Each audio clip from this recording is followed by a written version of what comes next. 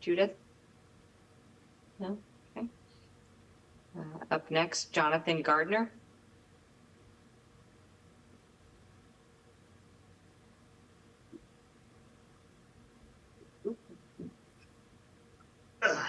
There we go. Hello, chairs and members of Children's and Families. Thank you for the opportunity to testify in support of hospital training to enhance healthcare for people with autism and IDD H172.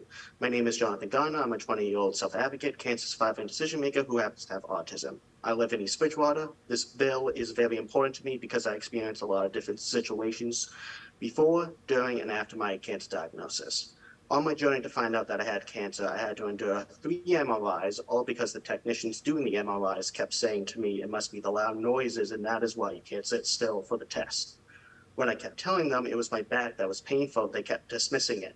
I was told to take Ativan, which is an anxiety medicine, as it will calm me down because they said the noise and sounds that were bothering me because of my autism, even though I was communicating with them, the technicians myself, they just assumed I was anxious and had sensory overload without listening to what I was actually saying. With my mom's support, I was able to advocate to be sedated for my MRI when I was diagnosed with Ewing sarcoma, which is a rare form of fast-growing cancer that spreads quickly. More recently, in March, my mom got a phone call from the clinic that was going to perform an endoscopy on me.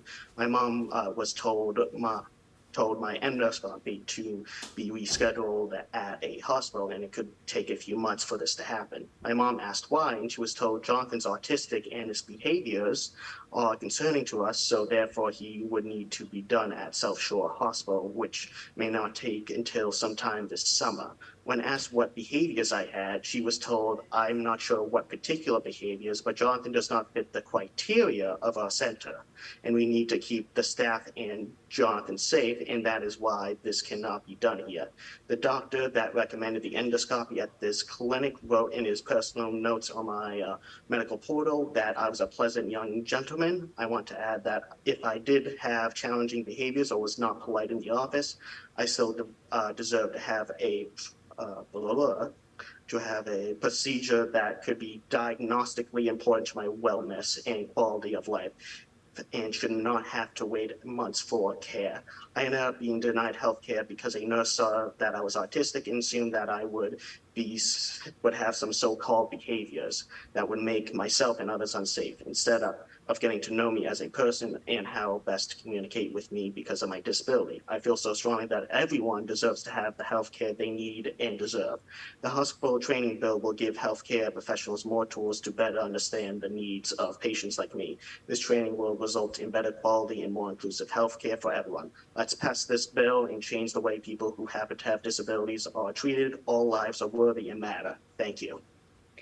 Thank you, Jonathan. I appreciate your testimony, and I'm sorry to hear about the experience you went through, but thank you for coming here to testify today. Thank you so much. Thank you. Next, we're going to welcome up Paul Willenbrock.